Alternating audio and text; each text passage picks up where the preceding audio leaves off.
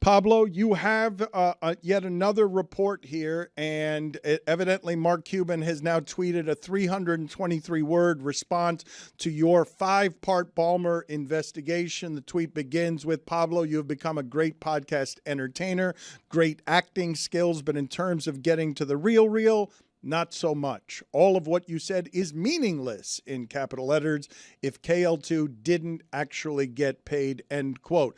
We'll get your response to what Mark Cuban says in a second, but why don't you catch people up on your newest reporting here today?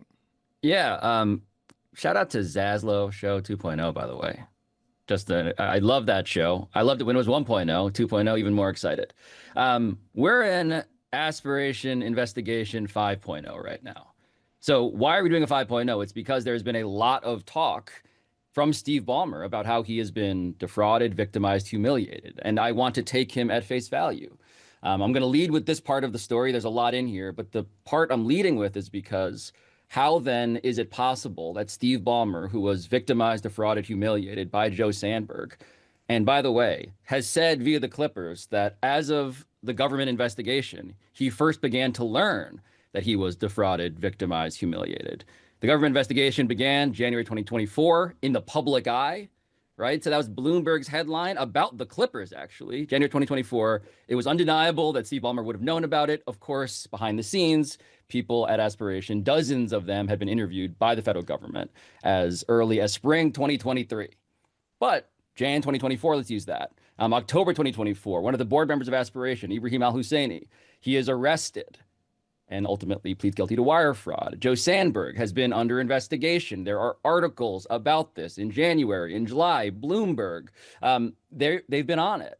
And so the question I raised in this episode is, if all of that is so, why would Steve Ballmer, his charity, the Ballmer Group, why would he invest $1.875 million in a charity founded and chaired by Joe Sandberg in November 2024? How does one square the circle? So it's a year and a half after the deal with the Clippers had fallen apart, as federal authorities are closing in. A year and a half later?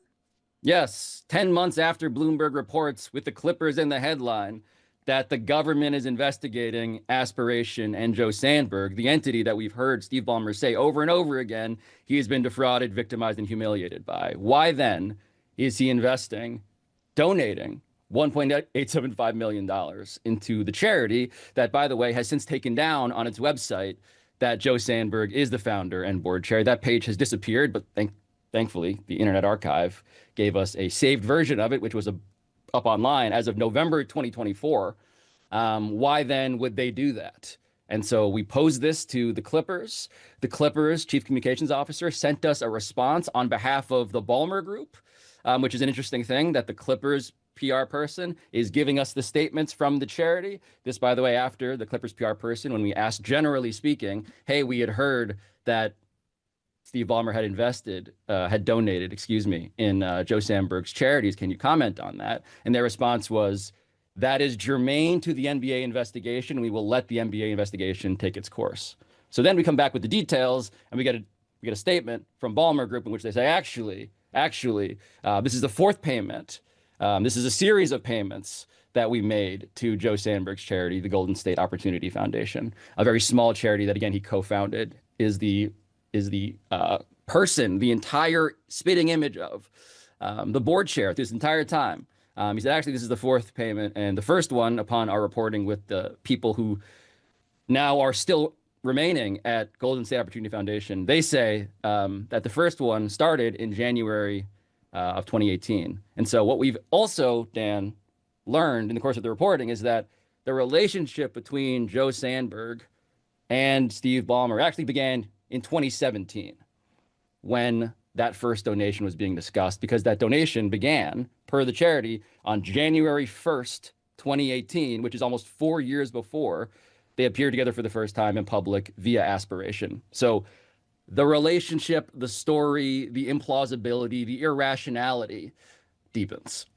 I'm really confused as to what Mark Cuban is doing. This isn't just a stubborn rich dude refusing to capitulate. He's holding water for another owner. He owns still a healthy chunk of the Dallas Mavericks. So what can we glean from this? Like, every time he has a rambling statement to you, it's like he either didn't listen to an episode of yours or didn't listen to any of the previous ones. What do you think of the recent pivot to try to parse between intent and whether or not they actually paid? Is this some kind of loophole that the NBA is looking to exploit here to not have egg on their face? Because this seems to be a systematic breakdown of their checks and balances when it comes to these sorts of things. Let me read the quote again. The tweet begins, "Pablo, you have become a great podcast entertainer, great acting skills, but in terms of getting to the real, not so much. All of what you said is meaningless in capital letters if KL2 didn't actually get paid," end quote.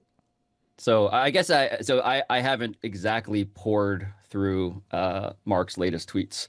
So I'm kind of reacting to this live, admittedly. Something that keeps on happening with him, though, is that he gives us these sort of bullet points, and then we look into the thing and prove why his bullet points were either incorrect or in fact exactly part of the scheme as described, and then he moves on to different bullet points. So that's just generally the cycle, and lots of people around the league have been asking me, Mike, the same question you've been asking me, like, why is he doing this?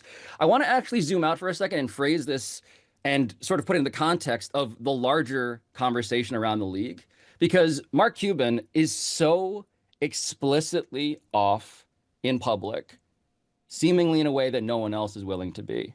And every other conversation I have, and we have an anonymous head coach that reached out to me that's in this episode saying it's beyond obvious what happened, right? That this is embarrassing for the league. We have that anonymous head coach. We have a former Clippers official saying that the sun of the Clipper solar system is Kawhi Leonard, the moon is Dennis Robertson. Of course, the Clippers knew about this. This is someone who worked with all of the principals involved. And there are more people I've talked to, by the way, who are actually too afraid to be anonymously quoted because they explicitly have informed me that they fear reprisal from the NBA. So just to give you a sense of like why this is a tense and fraught topic that's very hard to get people to talk about, it's because people are actively concerned that the NBA investigation is not a real investigation. And they're concerned that the NBA would take the time to go after them if they express their honest view of what they suspect, based on my reporting and their own experience, is actually happening here. And then on the other side of the equation is Mark Cuban, who's just endlessly talking. And lots of people are wondering why. And frankly, I am also asking and attempting to answer the same question. And so on that front, I just will have to say for now, my investigation continues. Okay, can you tell us, though, what you make of the $1.875 million donated to charity to a founder who conned him a year and a half after the Clippers deal ended? Because when Ballmer was talking to Ramona Shelburne, the intimation was that couldn't be so. He kept saying, and that relationship was over, and now you're reporting that a figure suspiciously close to the quarterly payments that Kawhi's supposed to get is being funneled into a charity that is publicly, everyone knows, is underwater. Yeah, it's very strange. I don't really know how to explain it. I think that's the point of it. Outside of the fact that this is part of a larger relationship that is deeper and more personal and involves the flow of money in ways that they never wanted anybody to connect the dots on. I want to put that timeline in context as well, Dan, because keep in mind, the Clippers have told us previously that they are the ones who terminated the deal with Aspiration in the 2022-2023 season because they couldn't make their payments. Simultaneously, we have proven via court documentation that Aspiration had gone into default, that they couldn't get investors from anywhere other than Steve Ballmer, Dennis Wong, a first-time investor who put in $2 million 9 days before Kawhi Leonard got paid that thing that was delayed, the 1.75, as well as the other people either who were now pled guilty for wire fraud or had already been involved in investments with Aspiration. So the question of like, was this company a mess? Was it obvious? That was obvious in 23, if not end of 22. And so to see this timeline unfurl in which you go from there to all of the public news about the federal government, for Steve Ballmer to make that donation it would need to be the ultimate case of something, Dan, you love talking about, which is separating the art from the artist. He's like, you know what? This charity, this tiny charity that specializes in giving low-income families help with tax preparation for these tax credits that Gavin Newsom has rolled out. This cause is so important to me, Steve Ballmer, personally, that I will overlook the fact that the founder and board chair who first solicited these payments from me and renewed them throughout 4 years, that guy, sorry, 6 years, that guy, I'm going to put aside all of it and continue to give his foundation money. Doesn't really make sense. Briefly, because I want to get to some more of your reporting here, but him opening the door to the difference between intent and putting something into practice, what do you think that means? Can we look into that? Because what difference does it make? If they tried to circumvent the salary cap, isn't that a problem? Yeah, that's where I mean, to say the least, right? Like the whole idea that there was an agreement that was intended to be fulfilled with real money negotiated at painstaking lengths that was never disclosed. What does it matter if the full value was paid? I mean, frankly, I don't think it does. But I think to Mark's point, like one of the things that's just weird about this is that the first thing we reported is that KL2 Aspire LLC was listed as a creditor for $7 million in the bankruptcy filing. The deal was for $28 million. So the question of why is only $7 million outstanding would seem to almost be asked and answered by the first document we released, which is that they're owed 7 of the 28. And you could do some math and say, okay, but the company collapsed. And so really it was a 3-year deal for $21 million, in which case, logically speaking, then maybe he got paid 14. Is that what Mark is hanging his hat on? Because we can continue to report out the chain and the timeline. And of course, our investigation is ongoing on that front. But that being this new revelation to me is bizarre. It was kind of the first thing that we reported, that they actually did intend to pay and did pay millions upon millions of dollars in a deal that no one ever announced, let alone completed to its full extent, but literally ever mentioned in public when it was an endorsement deal. That's where I just don't know what leg anyone is standing on at this point. You have to get a little bit better at using allegedly, no matter how confident it is you are in your reporting. I'm going to read this to you again, though, because I want to hear your best guess theory. Pablo, you have become a great podcast entertainer, great acting skills. But in terms of getting to the real, not so much. All of what you said is meaningless if KL2 didn't actually get paid. What is Mark Cuban doing?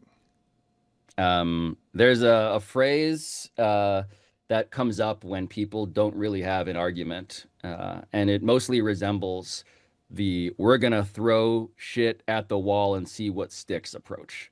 And I think the only thing I can imagine is that he is most generously seeing my podcast, as he said, like a true crime story that he cannot help but be fascinated and entranced by.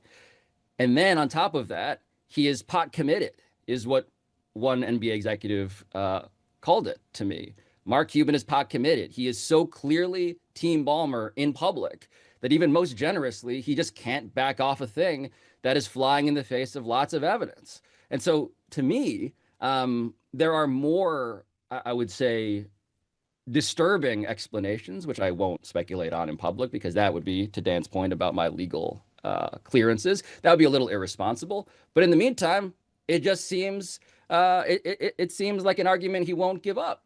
And for that reason, I am frankly ever more interested in why Mark Cuban and what Mark Cuban is saying.